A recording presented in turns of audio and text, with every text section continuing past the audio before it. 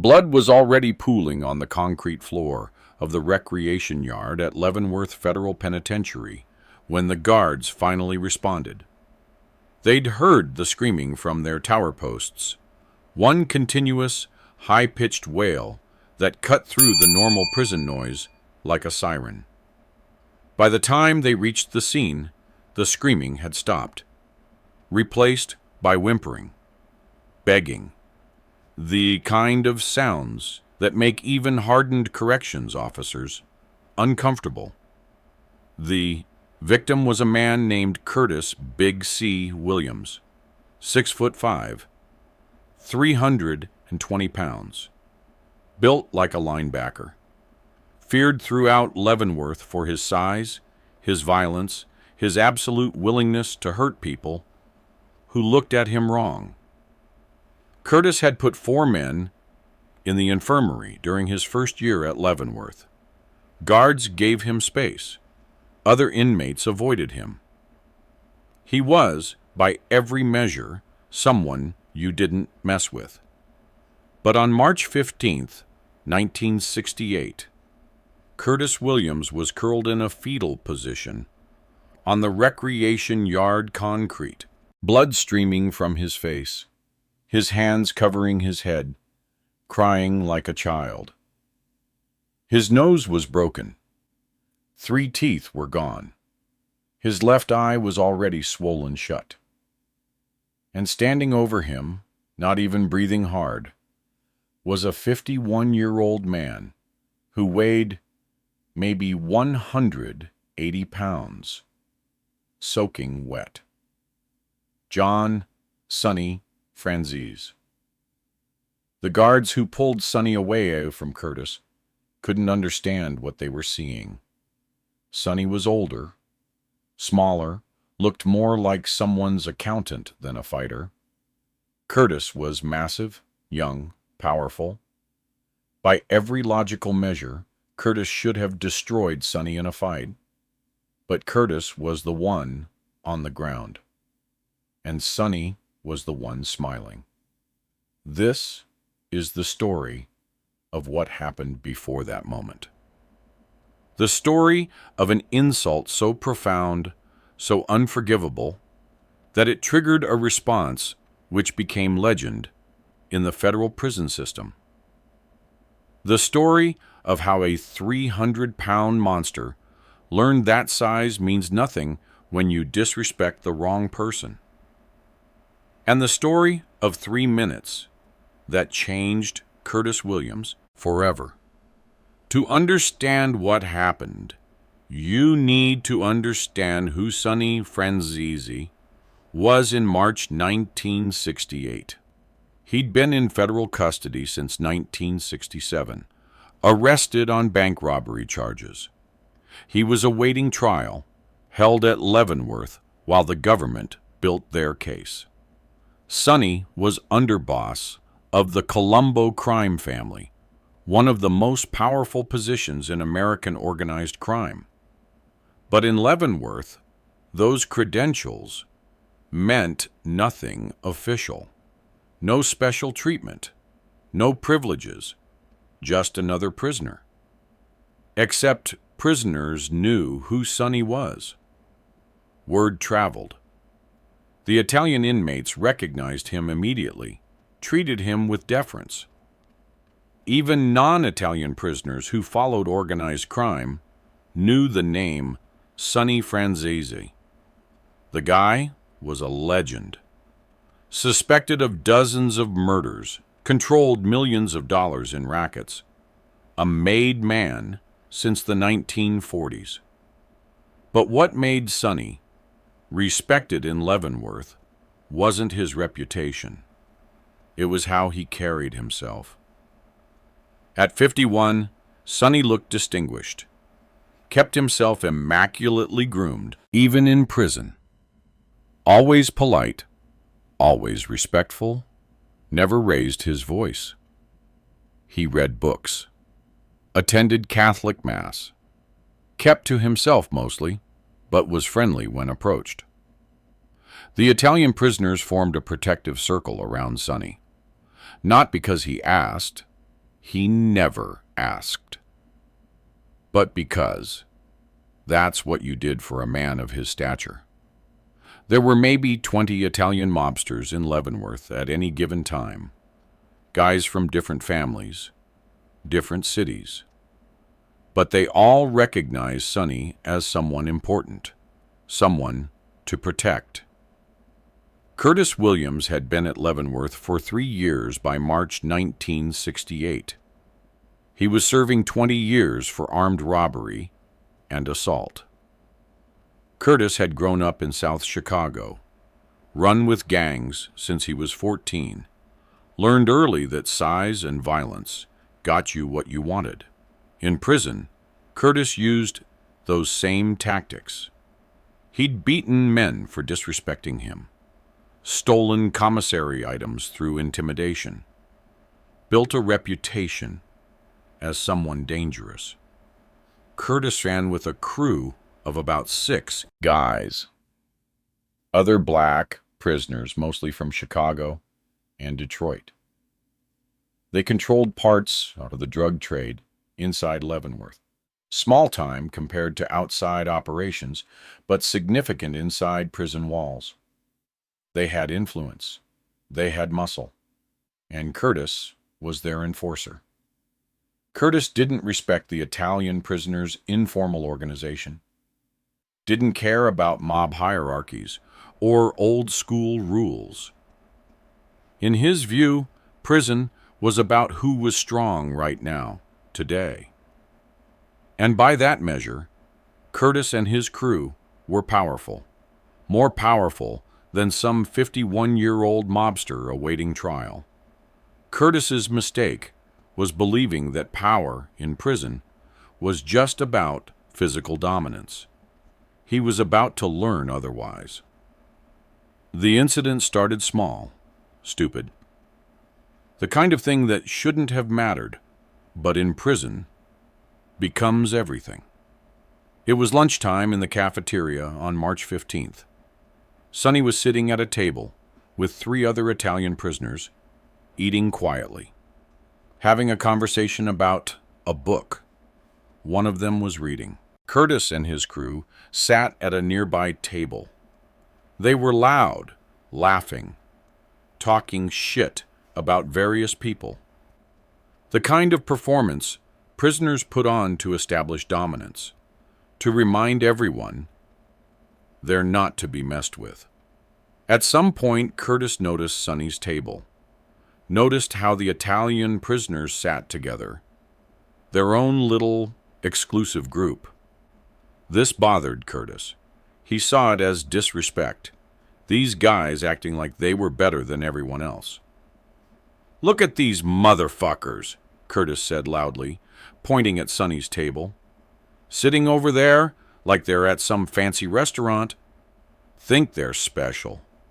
Sonny glanced over briefly, then went back to his meal. Didn't engage. Didn't respond.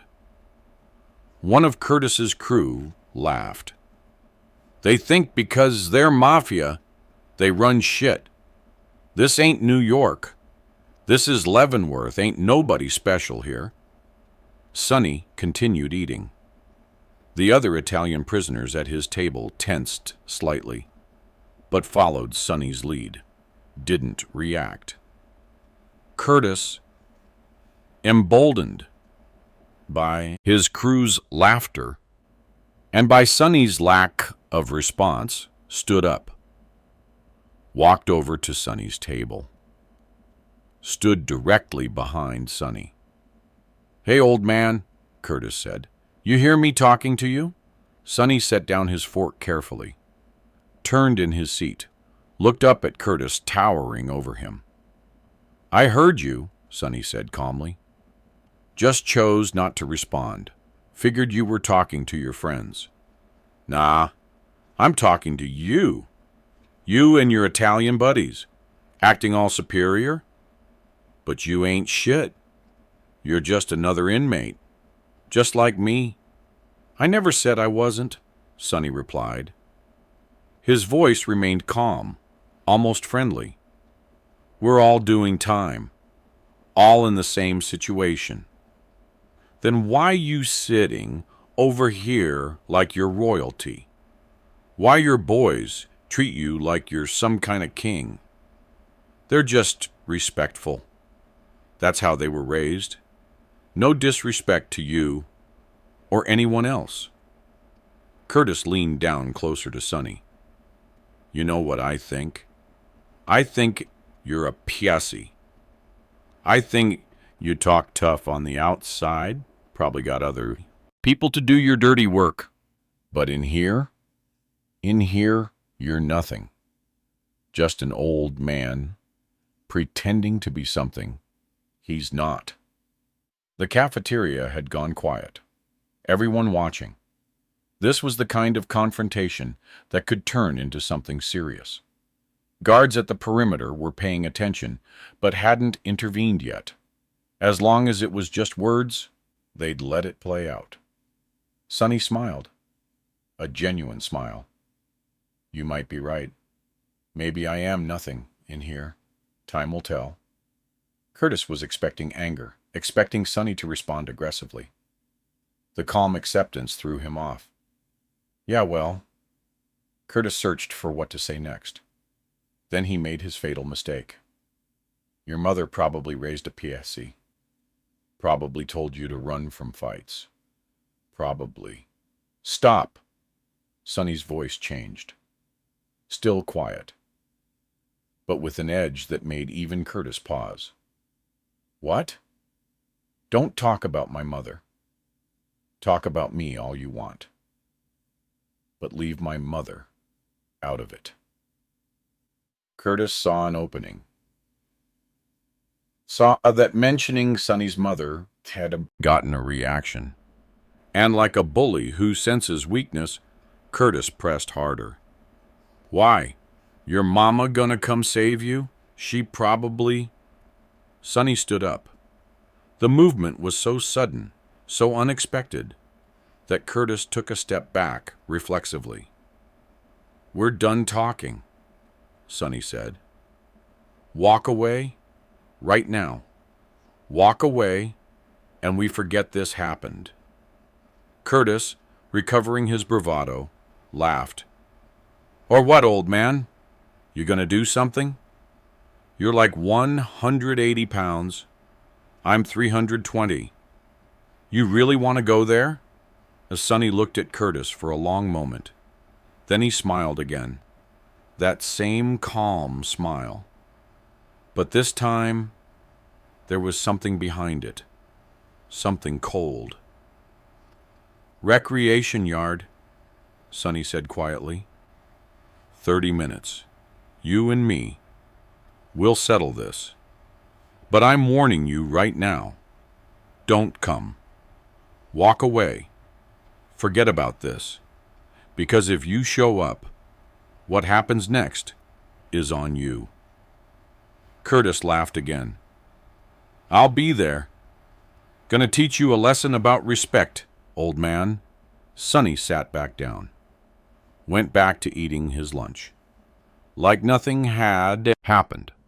Curtis walked back to his table, his crew congratulating him, talking about how they were going to watch Curtis destroy this old Italian guy.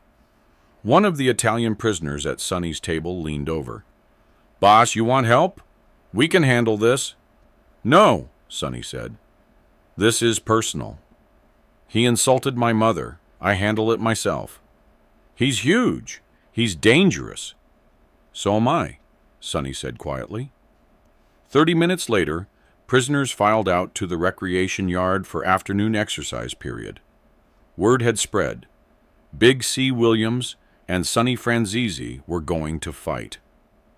About 50 prisoners gathered in a loose circle in one corner of the yard. Guards noticed the gathering but didn't immediately intervene. Fights happened. As long as they didn't use weapons, as long as they didn't involve too many people, guards let prisoners settle their disputes. Better to let them get it out of their system than have it fester. Curtis arrived with his crew. 6 big guys, all muscle, all looking excited. Curtis was hyped up, shadowboxing, talking shit. Sonny arrived alone, walking slowly, calmly. He'd taken off his shirt. Prison rules for fights. Easier for guards to see if weapons were involved. At 51, Sonny was in remarkable shape. Lean, muscular, not an ounce of fat. But he still looked small compared to Curtis. The two men faced each other in the center of the circle. Curtis, massive and confident, bouncing on his feet. Sonny, still and calm, hands at his sides. "Last chance to back down, old man," Curtis said. "I'm going to hurt you." "You insulted my mother," Sonny said. His voice was quiet, but carried in the sudden silence. "My mother was a saint. Worked 3 jobs to feed us. Went to church every Sunday. Taught me about honor, about respect. She died 10 years ago. And you insulted her memory. There's no walking away from that." "Man, fuck your mother." Curtis didn't finish the sentence. Because Sonny moved. People who witnessed what happened next would talk about it for years. Describe it to new prisoners. Tell the story of the day 51-year-old Sonny Franzese beat Curtis Williams so badly that Big C was never the same. Sonny closed the distance between them in 2 steps. Curtis threw a punch, a huge, looping right hand that would have knocked out most men if it connected. Sonny slipped it, stepped inside Curtis's reach, and punched Curtis in the throat. Not a boxing punch, a street fighting punch. Hard, short, aimed at the soft cartilage of the windpipe. Curtis gagged, stumbled back, hands going to his throat reflexively. Sonny didn't give him time to recover. Kicked Curtis in the knee. Hard. Curtis's leg buckled. He went down on one knee. Sonny grabbed Curtis's head with both hands, pulled it down, brought his own knee up. The knee connected with Curtis's face with a sickening crack. Blood exploded from Curtis's nose. Curtis fell backward, tried to get up. Sonny kicked him in the ribs. Once, twice, 3 times. Each kick precise, controlled. Aimed. Causing maximum damage. Curtis rolled onto his side, trying to protect himself. Sonny circled around, kicked him in the back. Curtis rolled again. Sonny kicked him in the stomach. Curtis curled into a fetal position. That's when Sonny started using his fists. He dropped down, straddled Curtis's chest, started punching, face, head, shoulders. Methodical, systematic, not wild swings. Controlled, purposeful strikes designed to cause pain and damage. Curtis tried to cover up. Sonny punched through his guard, hit the arms, hit the hands, hit anything Curtis exposed while trying to protect himself. Curtis started screaming. High-pitched, terrified screams, begging. "Stop! Please, I'm sorry. Please stop." Sonny didn't stop, didn't say anything, didn't curse, didn't threaten, just kept punching, over and over, methodical, precise, like he was performing a job. The entire fight lasted 3 minutes. From the moment Sonny threw the first punch to the moment the guards pulled him off. 3 minutes that felt like an eternity to everyone watching. By the time the guards reached them, Curtis Williams was barely conscious. Face covered in blood, nose broken, teeth knocked out, eye swollen, ribs probably cracked, whimpering, broken. Sonny allowed the guards to pull him away without resistance. Stood calmly while they handcuffed him. His knuckles were bloody. His breathing was slightly elevated, but not heavy. He looked at Curtis one last time. "Don't ever talk about my mother," Sonny said quietly. Then the guards led him away. Curtis Williams spent 4 days in the prison infirmary. His injuries were extensive. Broken nose, fractured left orbital bone, eye socket, 3 missing teeth, 2 cracked ribs, severe bruising across his entire face and torso, mild concussion. The prison doctor who treated Curtis later said in his report, "The injuries are consistent with a systematic beating from someone who knew exactly where to strike for maximum damage." Patient was extremely fortunate. The fight was stopped when it was. Another minute, and we might have been looking at permanent damage or death. Curtis never filed charges, never reported what happened beyond the official incident report guards filled out. In prison, you don't snitch, even when someone beats you nearly to death. But what happened to Curtis was worse than physical injuries. His reputation was destroyed, completely, instantly. Big C. Williams, the enforcer, the guy everyone feared, had been beaten by a 51-year-old man, half his size, in front of 50 witnesses, beaten so badly he'd cried, begged, been reduced to whimpering and pleading. Curtis's crew abandoned him. The drug operation they'd run collapsed. Other prisoners who'd feared Curtis now mocked him, called him names, laughed when he walked past. Curtis tried to rebuild his reputation. Got into a fight with another prisoner 2 months later. Lost that fight too. Got beaten again because something had broken inside Curtis Williams that day, and in the recreation yard. His confidence, his aggression, his belief that size made him untouchable. Curtis served the rest of his sentence, another 14 years in relative obscurity. Kept to himself. Avoided conflicts. Became just another inmate, counting days until release. He was released in 1982 at age 43. Died in 1995 from diabetes complications. Never recovered the life he'd had before meeting Sonny Franzese. Sonny was put in solitary confinement for 30 days, standard punishment for fighting. He served his time quietly, no complaints, no problems. When he was released back into general population, something had changed. The respect the Italian prisoners showed him before was now universal. Every prisoner in Leavenworth knew what Sonny had done, how he'd systematically destroyed a man twice his size, how he'd done it calmly, methodically, like a professional. Nobody messed with Sonny after that. Nobody challenged him.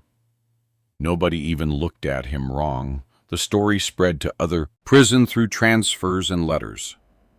Sonny Franzese became legendary in the federal prison system. But there were other consequences.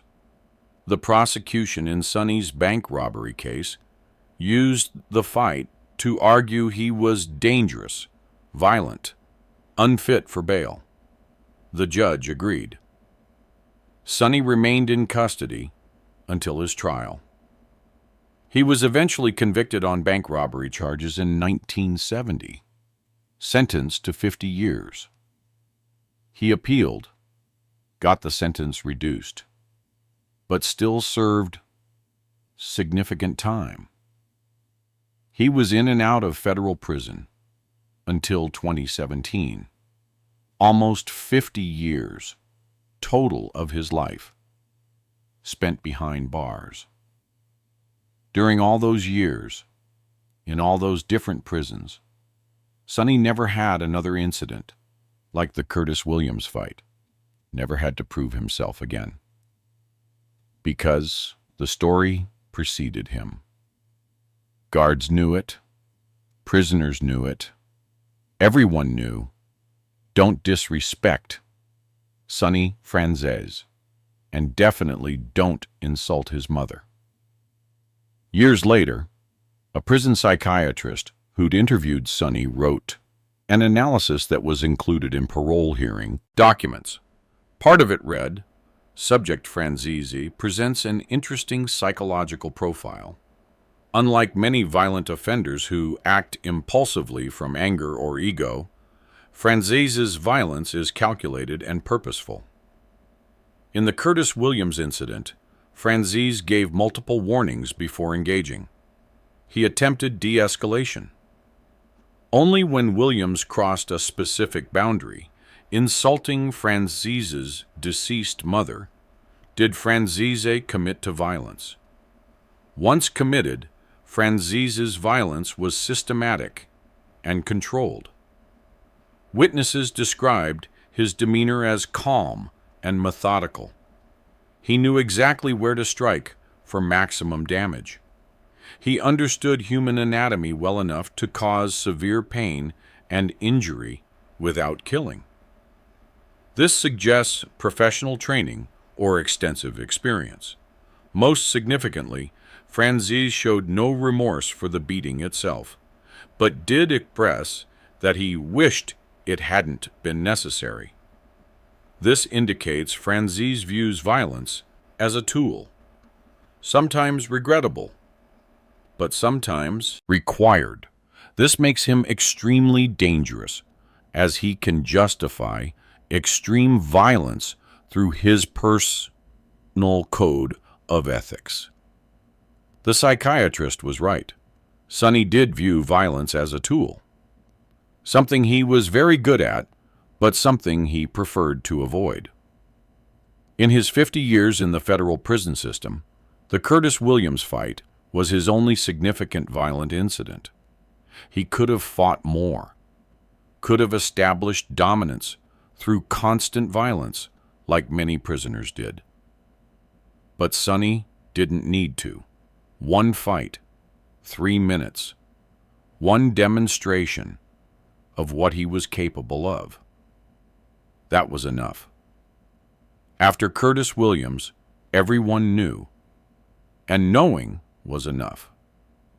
Curtis Williams's crew, the 6 guys who'd stood by watching their leader get destroyed, learned lessons too.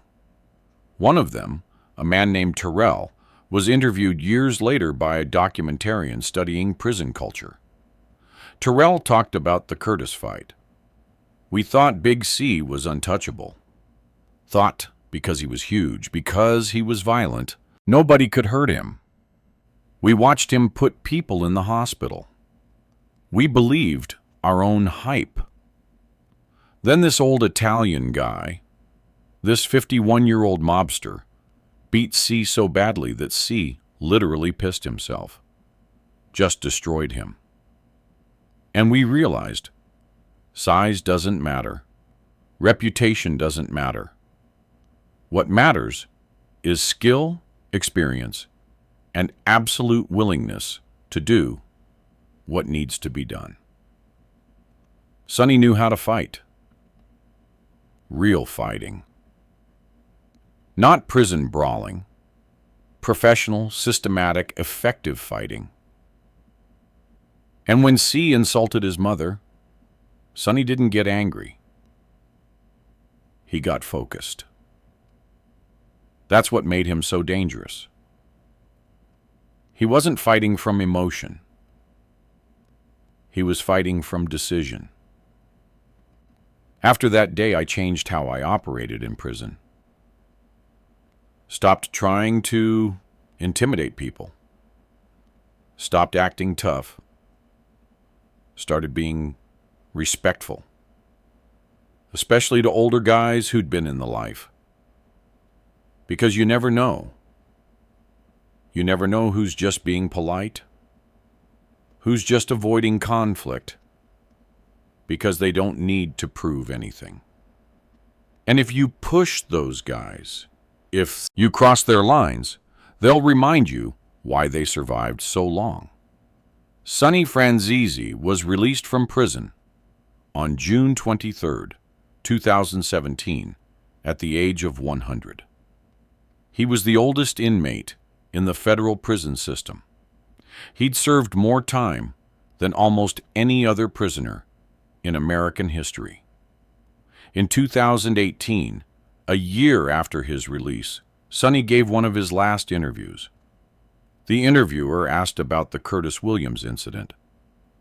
"I remember that," Sonny said, "March 1968. Leavenworth. Guy was huge. 300 pounds, maybe more. Why did you fight him? You could have walked away. He insulted my mother. That's not something you walk away from. My mother was everything to me. She raised me right, taught me values, worked herself to death providing for us. And this guy, this stranger, insults her memory? No, that required a response. But you could have been killed. He was so much bigger than you." Sonny smiled. That same calm smile people had described from the recreation yard. Size doesn't matter as much as people think. Skill matters. Experience matters. But most of all, commitment matters. When I fought Curtis, I was 100% committed. I decided what needed to happen. Curtis was still deciding. He was still thinking about whether this was worth it, whether he might get hurt, whether he could back down. I wasn't thinking about any of that. I'd made my decision. That's why I won. Do you regret it? Sonny was quiet for a moment. I regret that it was necessary. I regret that Curtis didn't take my warnings. I regret that I had to hurt him as badly as I did. But do I regret defending my mother's honor? No, never. That's who I am. That's who I was raised to be. You disrespect my family, there are consequences. Always. Sonny Franzese died on February 24th, 2020, at the age of 103. He died at home, surrounded by family, a free man, one of the longest living mobsters in American history, a man who spent 50 years in prison, but never let prison break him. The story of Curtis Williams and the 3 minutes in the recreation yard at Leavenworth became part of Sonny's legend, a reminder that respect isn't about size or age. It's about who you are, what you stand for, and what you're willing to do to defend it. Curtis Williams insulted Sonny Franzese's mother. Sonny smiled, waited 30 minutes, and then spent 3 minutes teaching Curtis a lesson he never forgot. A lesson about respect, about boundaries, about the consequences of crossing lines that should never be crossed. Some lessons are learned through words, some through experience, and some through 3 minutes of systematic violence that changes everything. Curtis Williams learned his lesson the hard way, but he learned it, and for the rest of his life, he never forgot. Some men, regardless of age or size, are not to be trifled with, and mothers are always off limits. That wraps it up for today. March 15th, 1968. Leavenworth Federal Penitentiary. Curtis Williams, 6'5", 320 pounds, feared by everyone, insulted Sonny Franzese's deceased mother during a lunch confrontation. Sonny, 51 years old and half Curtis's size, smiled and told Curtis to meet him in the recreation yard. 30 minutes later, 50 prisoners watched Sonny systematically destroy Curtis in 3 minutes of controlled, professional violence. Broken nose, missing teeth, cracked ribs. Curtis begging, crying, broken, his reputation shattered forever. Because Sonny Franzese, for all his politeness and respect, had one absolute line: you don't insult his mother. Size doesn't matter.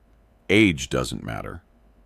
What matters is skill, commitment, and knowing exactly where to strike. If this story hit you, drop a comment below. Subscribe for more stories where respect is earned through action, and some lines should never be crossed. See you in the next one.